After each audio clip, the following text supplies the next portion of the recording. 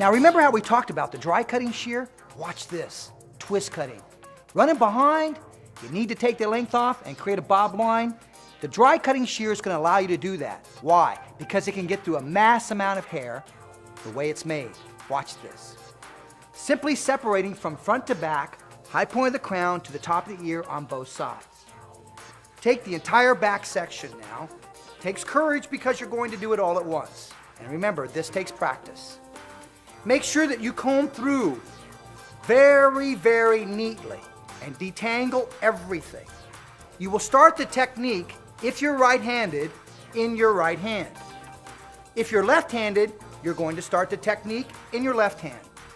Allow me to share with the right-handed people first.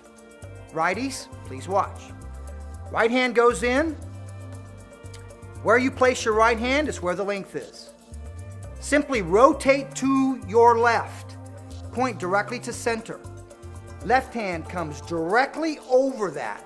No gap in between, directly over that. Hand the hair to your left hand. Now make sure that you comb through this so it's nice and clean. Once you're there, watch this dry cutting scissor work. Take and follow your hand and cut a straight horizontal line. Look at the mass of hair it's releasing. Once you start, you are committed. Continue to cut all the way through on this, all the way through. Now watch what's happening here. All of this side is over-directed to the left side. This side is over-directed to the right side. Remember, over-direction creates weight and length in the opposite direction. Over-direction creates weight and length in the opposite direction. Make sure to check out Chris Barron, Fuel for Design, Principles of Design. Center goes nowhere. Now watch how cool this is. When I release this, you can see the center is shorter and the outsides are longer. I've been able to create that bob that is shorter in the center and longer on the outside.